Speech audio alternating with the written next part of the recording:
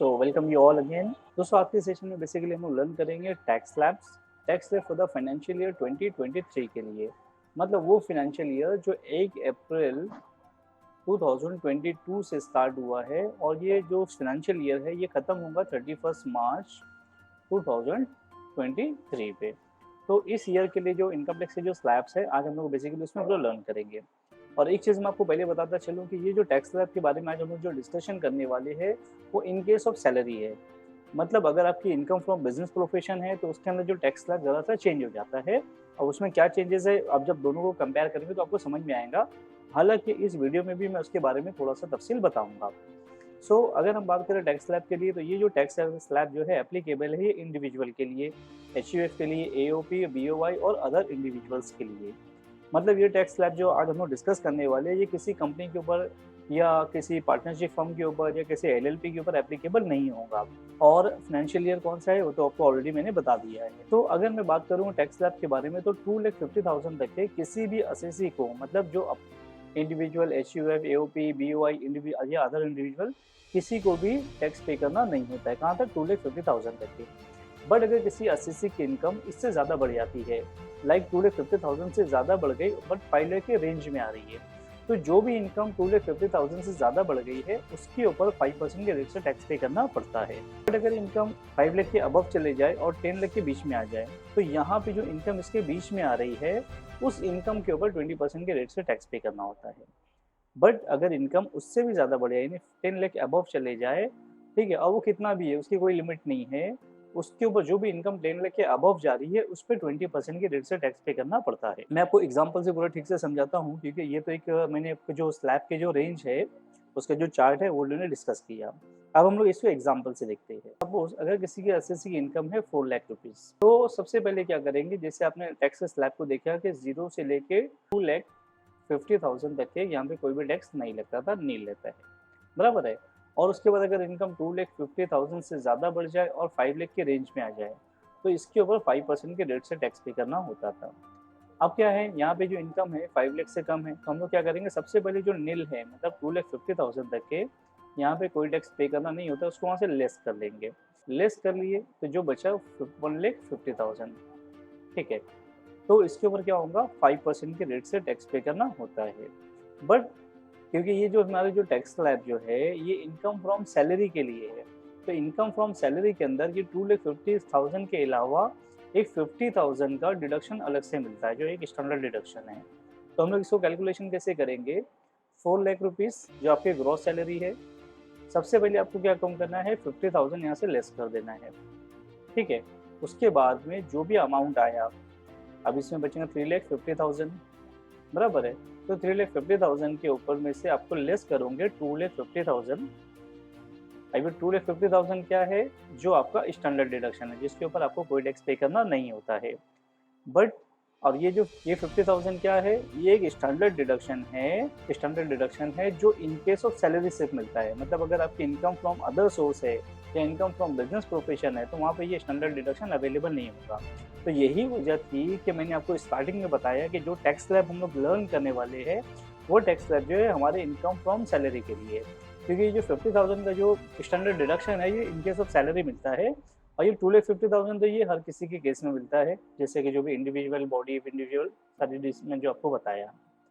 तो अभी आपने इसमें से जब इसको लेस करोगे 2,50,000 तो बचेगा 1 लाख रुपये। आपको क्या करना है, इस 1 लाख रुपये के ऊपर 5% के रेट से टैक्स को कैलकुलेट करना है। तो जब आप इसके ऊपर 5% के रेट से टैक्स को कैलकुलेट करोगे तो ये आ जाएगा 5,000। तो इस तरीके से हमको कैलकुलेट करना है टैक्सेस को। बट एक रिबेट है 87A का, जिसमें जो है 12,500 का आपको अलग से एक डिडक्शन मिलता है। कहाँ पे? आपके टैक्सेस में से, आपके ये टैक्सेस में से इतना कम हो जाता है। अब देखिए यहाँ पे जैसे आपकी सैलरी थी 4 लाख रुपीज़ और 4 लाख रुपीज़ के हिसाब से आपको 5,000 रुपये टैक्स पेबल आ रहा था। अब लेकिन क्या है, रिबेट 87A जब हम लोग यहाँ पे अप्लाई करेंगे, 87A को जब हम लोग अप्लाई करेंगे तो उसका बेनिफिट मिलेगा आपको 12,500 का। तो जब वो इसमें से लेस हो जाएगा तो आपका जो इनकम टैक्स है वो हो जाएगा नील। सैलरी के केस में सिर्फ फ़र्क क्या होता है, यहाँ पे 50,000 का एडिशनल स्टैंडर्ड डिडक्शन मिलता है, जबकि इनकम फ्रॉम बिजनेस प्रोफेशन की अगर इनकम है तो ये 50,000 का डिडक्शन नहीं मिलता है। मैं आपको एक दूसरी एग्जाम्पल से भी बताता हूँ।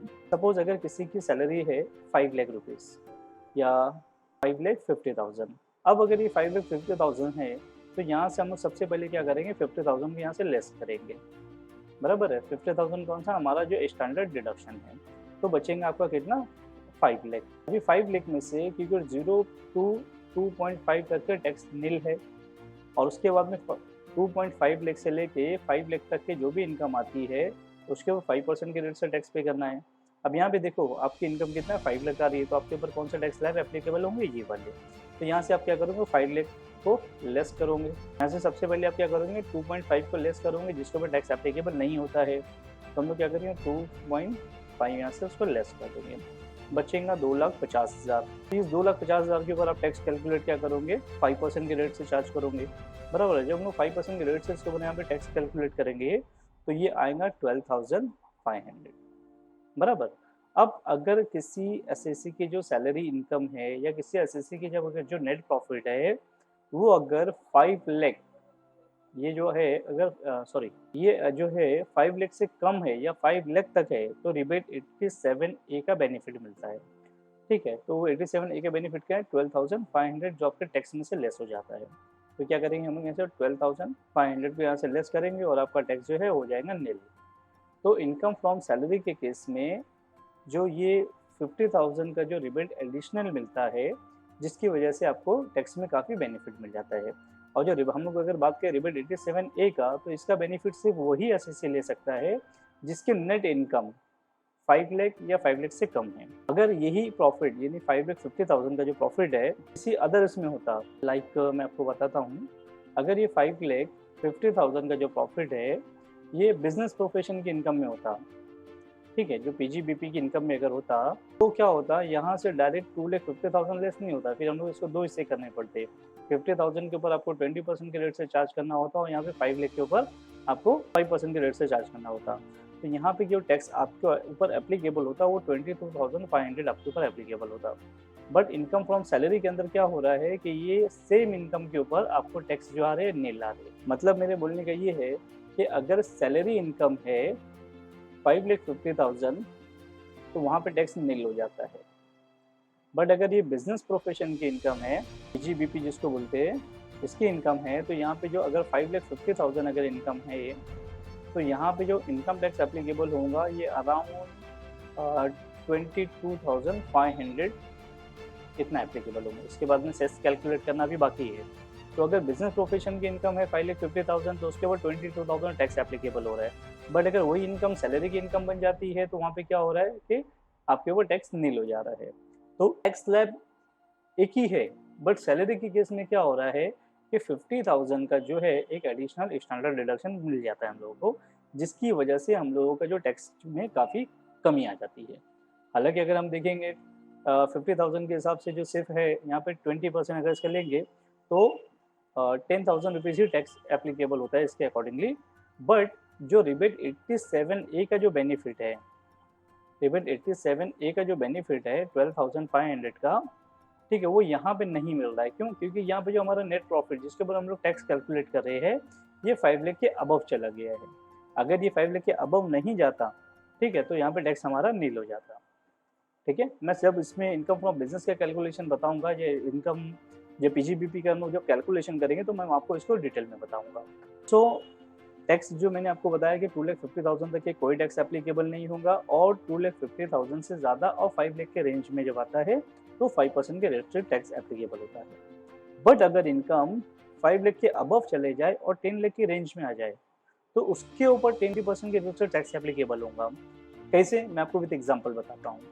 सपोज किसी एसएससी की इनकम है 8,50,000 रुपीज़। अभी हमारे जो टैक्स के जो स्लैब है वो 0 से 2.5 तक के टैक्स नील है, और 2.5 से 5 लाख तक के जो है आपको 5% है। 5 लाख से लेके 10 लाख के बीच में 20% है, बराबर है। अब यहाँ पे देखिए दो चीज़ एप्लीकेबल हो रही है। पहला तो जो है ये इनकम इसके बीच में भी आ रही है और यहाँ पे भी आ रही है, तो हम लोग इसको इसके दो हिस्से करने होंगे। सबसे पहले चीज़ हमको 5 लाख अलग कर देना है इसमें से। लेकिन अलग क्यों करना है, क्योंकि 2.5 लाख से लेके 5 लाख के बीच में जो इनकम जो भी होती है, उस पे 5% के रेट से टैक्स एप्लीकेबल होगा। तो उसको हम लोग क्या करेंगे, पहले इसको 5% वाले को अलग कर लिए। अब इसमें से जब 5 लाख लेस किए तो कितना बचा, 3,50,000। तो इस 3,50,000 के ऊपर 20% के रेट से टैक्स एप्लीकेबल होगा। क्यों? क्योंकि जो प्रॉफिट है वो आपका 5 लाख के अबव जा रहा है, और जो भी इनकम 5 लाख के अबव जाती है वहाँ पे 20% के रेट्स जो है एप्लीकेबल होते हैं। तब यहाँ पे हम लोग जब इसको कैलकुलेट करेंगे तो पहले क्या होगा, 2,50,000 तक के कोई भी टैक्स एप्लीकेबल नहीं होता है, जैसा कि मैंने आपको यहाँ बताया। अब जो बचेंगे 2,50,000, ठीक है, इसमें जो है एक स्टैंडर्ड डिडक्शन मैंने लेस नहीं किया, मैं यहाँ से कर देता हूँ उसको, ठीक है, तो बचेगा 2 लाख रुपया। अब ये स्टैंडर्ड डिडक्शन जो है 50,000, ये इन केस ऑफ सैलरी ही मिलता है, अदर के केस में इसको नहीं मिलता है। तो इन केस ऑफ सैलरी के हिसाब से यहाँ पे 2 लाख तक के आपका पहुँच गया। अब इस 2 लाख के ऊपर आप 5% के रेट से जब टैक्स कैलकुलेट करोगे तो आ जाएगा 10,000 रुपीज़। अब उसके बाद में अगर आप यहाँ पे 35,000 के ऊपर जब 20% के रेट से टैक्स को चार्ज करेंगे तो क्या आ जाएगा, 70,000। अब ये 70,000 प्लस 10,000 कितना हो जाएगा, 80,000। अभी देखिए यहाँ पे मैंने रिबेट 87A का रिबेट 87A यहाँ पे नहीं लिया। क्यों नहीं लिया? क्योंकि ये जो इनकम है ये 5 लाख अबव है। अगर 5 लाख तक है या 5 लाख से कम है तभी इस 87A का बेनिफिट मिलेगा, अदरवाइज 87A का बेनिफिट नहीं मिलेगा। अब क्योंकि यहाँ पे कैसे 8,50,000 इनकम है तो ये 5 लाख के अबव है, इसके लिए ये रिबेट 87A का बेनिफिट इनको यहाँ नहीं मिल रहा है। और क्योंकि इनकम फ्रॉम सैलरी है तो इसके लिए यहाँ पे 50,000 के जो इनको एडिशनल बेनिफिट मिल जाएगा, बराबर है। तो इस तरीके से इनको 80,000 का टैक्स एप्लीकेबल होगा। बट इतने पे भी टैक्स कैलकुलेशन हमारा खत्म नहीं हुआ है। होगा क्या कि इसके ऊपर यानी 80,000 के ऊपर 4% इनको हेल्थ एंड एजुकेशन सेस भी लगेगा। जो भी टैक्स आता है उसके ऊपर 4% का health and education cess applicable होता है। तो जब हम लोग इसका 4% निकालेंगे तो आ जाएंगे करीब 1,600 के अप्रोक्सीमेट में ये आ जाएगा। फिर इसको हम लोग ऐड कर लेंगे तो ये हो जाएंगे 81,600। तो ये आपका फाइनल कैलकुलेशन हो जाता है टैक्स एप्लीकेबिलिटी। अब क्या होगा कि अगर आपने एडवांस टैक्स पे किया है तो ये टैक्स आपका फाइनल है, बट अगर आपने एडवांस में कोई टैक्स पे नहीं किया है तो इसके ऊपर आपको इंटरेस्ट भी पे करना पड़ सकता है। इंटरेस्ट से रिलेटेड मैं आपको दूसरी वीडियो में बता दूंगा। अब ये वीडियो में मैं आपको क्या बेसिकली टैक्स स्लैब के बारे में बता रहा हूँ, तो हम लोग यहाँ पे टैक्स स्लैब अच्छे से पहले लर्न कर लेते हैं। अगर किसी की इनकम 16 लाख रुपया है, अब इसके ऊपर अगर हमको टैक्स को कैलकुलेट करना है, ठीक है, तो सबसे पहले हम लोग क्या करेंगे, इसमें से 50,000 को लेस कर देंगे जो आपका स्टैंडर्ड डिडक्शन है। आपका स्टैंडर्ड डिडक्शन बचे हैं कितना, 15,50,000। अब जैसे कि आपने टैक्स स्लैब में देखा कि 0 से लेके 2.5 तक के कोई टैक्स एप्लीकेबल नहीं होता था, और 2.5 लाख से लेकर के 5 लाख तक के जो है वो 5% के रेट थे, बराबर। 5 लाख से लेकर के 10 लाख के बीच में जो भी इनकम आती थी उस पर 20% के रेट्स, और जो भी इनकम 10 लाख के अबव चले जाए उसके ऊपर 30% के रेट है। अब यहाँ पे देखो ये जो इनकम है ये 10 लाख अबव है, तो यहाँ पे तीनों स्लैब एप्लीकेबल होंगे। पहला वाला भी एप्लीकेबल होगा, दूसरा वाला भी और तीसरा वाला भी, ठीक है। तो हमको क्या करना पड़ेगा, पहले इस इनकम को 3 हिस्से में डिवाइड करना पड़ेगा। पहले जो स्टार्टिंग के 5 लाख है इसके ऊपर एप्लीकेबल होगा टैक्स 5% के रेट से, बराबर। इसके बाद में जो दूसरा 5 लाख है, क्योंकि 5 लाख से लेकर 10 लाख के बीच की जो इनकम है ये वाली, इसके ऊपर 20% के रेट से टैक्स एप्लीकेबल होगा, तो ये 5 लाख के भी हम लोगों ने अलग कर लिया। अब ये पहले ये 5 लाख के अलग किए यहाँ पर, और ये 5 लाख के अलग किए हम लोगों ने यहाँ पर, बराबर है। अब उसके बाद में जो बच गया 5,50,000, इसके ऊपर 30% के रेट से टैक्स एप्लीकेबल होगा, जबकि यहाँ पे 20%, ठीक है। तो अगर हम लोग सब कैलकुलेट अगर करें तो सबसे पहले 2,50,000 के ऊपर जो टैक्स एप्लीकेबल होता है ये होता है 12,500, बराबर।